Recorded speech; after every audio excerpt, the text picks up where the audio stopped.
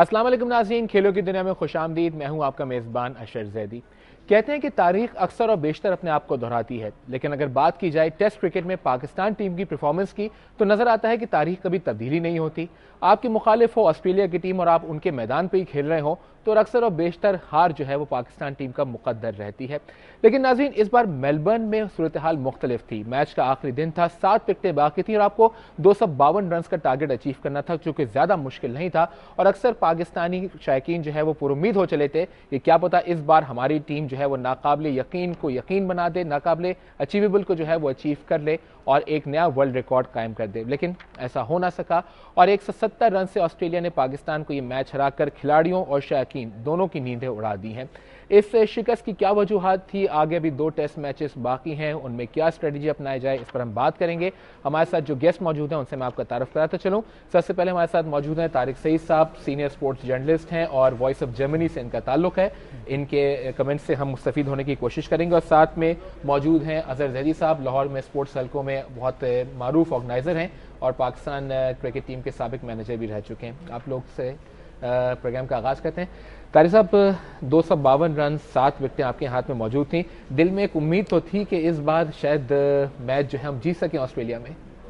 जी हाँ, उम्मीद थी और वो इसलिए भी थी कि ऑस्ट्रेलिया की टीम पिछले 1 साल में आखिरी दिन उन्हें 10 विकेटों के हुसूल में मुश्किल का सामना था। इंग्लैंड के खिलाफ कार्डिफ में ऐसा हुआ। उससे पहले जब गुज़श्ता बरस जनूबी अफ्रीका की टीम आई थी तो 413 रन उन्होंने आखिरी दिन पर्थ में ऑस्ट्रेलिया के खिलाफ बनाकर टेस्ट मैच जीत लिया था। लेकिन बहुत मुश्किल होता है लास्ट डे की पिच पर 252 रन, काफ़ी वेयर एंड टेयर था। हालांकि आखिर में कोई विकेट की वजह से पाकिस्तान के बैट्समैन आउट नहीं हुए। ये ऑस्ट्रेलिया की अटैकिंग जो बॉलिंग थी उसी के सबब पाकिस्तानी खिलाड़ियों ने अपनी विकेटें खोईं।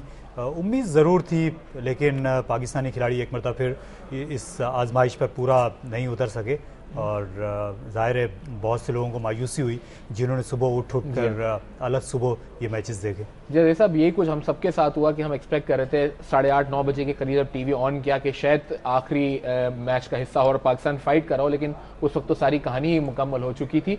जैसा क्या ये शो करता है कि 252 रन, जैसे हमने कहा कि आखिरी दिन था, 7 विकेटें भी मौजूद थी, क्या हमारे खिलाड़ियों के लिए ये टास्क बहुत ज़्यादा मुश्किल था?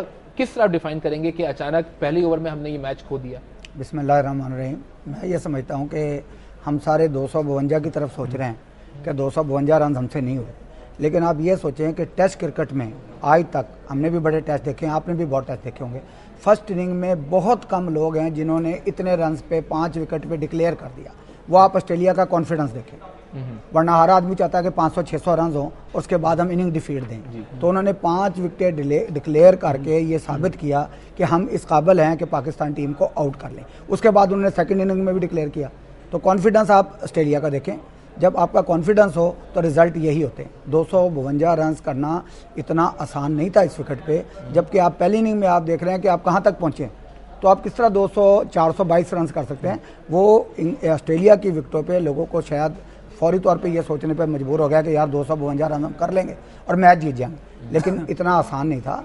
उनके फील्डर्स, उनके बॉलर्स और कम्बिनेशन ऑफ द टीम हमारे से बहुत अच्छा था। जी तारिक साहब, क्या एक हमने अनरियलिस्टिक उम्मीद रख ली थी अपनी टीम से? अनरियलिस्टिक तो खैर नहीं कही जा सकती, क्योंकि क्रिकेट में किसी वक्त कुछ भी मुमकिन हो जाता है। लेकिन फिर जिस तरह जैदी साहब ने कहा कि आखिरी दिन की पिच पर बहुत मुश्किल होता है और फिर इतना बड़ा हदफ, अगर आप देखें टेस्ट क्रिकेट की जो तारीख है वो 133 बरसों पर मुहित है और सिर्फ 4 मरतबा ऐसा हुआ है कि चौथी इनिंग्स में 400 रन तक टीमों ने अपना स्कोर पहुंचाया और मैचेस जीतने का एहसास हासिल किया। और फिर रिकी पॉन्टिंग ने, आप देखिए कि उन्होंने 422 का टारगेट पाकिस्तान के लिए सेट किया था कि अगर पाकिस्तानी टीम इस टारगेट तक पहुंच गई तो गुड लक पाकिस्तान के लिए, वगरना जाहिर है कि पाकिस्तान पर दबाव तो था ही एक वर्ल्ड रिकॉर्ड तक पहुंचने का।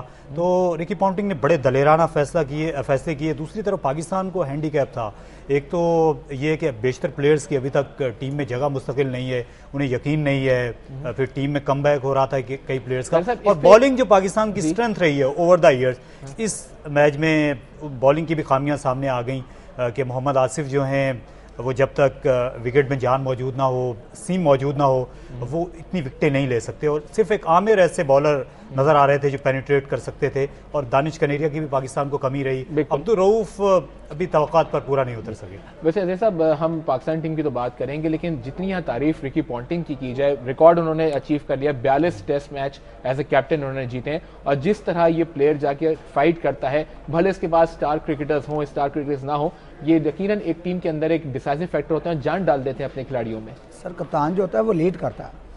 अगर वो फ्रंट से लीड कर रहे हैं और दलेराना फैसला किया, मैं आपको बता रहा हूँ ना कि आप ये बताएं कि अगर पाकिस्तान टीम कर जाती तो शायद हर बंदा ये सोचता कि यार उसने डिक्लेयर क्यों किया था पहली इनिंग में, उसको 600 करने चाहिए थे।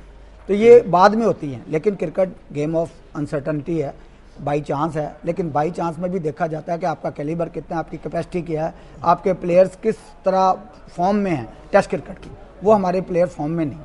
जी हाँ, ये फॉर्म तो हम देख रहे हैं कि काफ़ी अरसे से पाकिस्तान टीम से रूठी हुई है।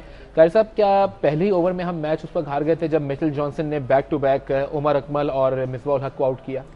जी हाँ, बिल्कुल, क्योंकि फिर उसके बाद तो सिर्फ एक मुस्तनद बैट्समैन बाकी रह गए थे, कामरान अकमल, और इतना फिर बाकी टेल एंडर्स से।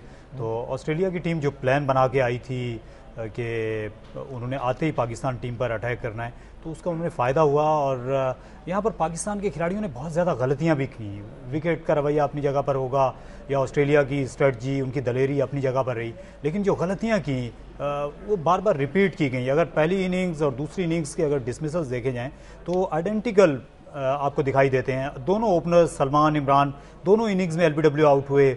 उमर अकमल को आप देख लें, ये दोनों मरतबा विकेटों के पीछे जॉनसन की बॉलिंग पर कैच आउट हुए। फैसल इकबाल दोनों मरतबा कट शॉट मारते हुए नेथन हॉरिस को आउट हुए। तो पाकिस्तानी खिलाड़ियों ने अपनी गलतियों से कुछ सबक नहीं सीखा, वो अपनी विकेटें गंवाते चले गए। ऑस्ट्रेलिया ने जिस तरह उनको ट्रैप करना चाहा उसमें वो आते चले गए, और फिर जाहिर है ये विकेट बैटिंग के लिए उतनी बुरी नहीं थी, खासतौर पर पहली इनिंग्स में, लेकिन क्योंकि बहुत ज़्यादा नर्वस थे। और पाकिस्तान की हमेशा ये रिवायत रही है कि जब भी वो ऑस्ट्रेलिया में जाती है तो पहले टेस्ट मैच में तो वो बिल्कुल प्लेट में रखकर दे देती है मुकाबला। इस बार कम से कम वो 5वें दिन तक ले जाने में कामयाब जरूर हुए, लेकिन आखिर में हुआ वही जो ढाक के 2-3 पात होते हैं। या नाज़रीन, तारिक सईद साहब ने कहा कि पाकिस्तानी खिलाड़ी अपनी खामियों से सीखने के लिए तैयार नहीं। क्यों तैयार नहीं और क्या उनको कोई सिखाने के लिए तैयार नहीं है, इस पर बात करेंगे, लेकिन एक ब्रेक के बाद।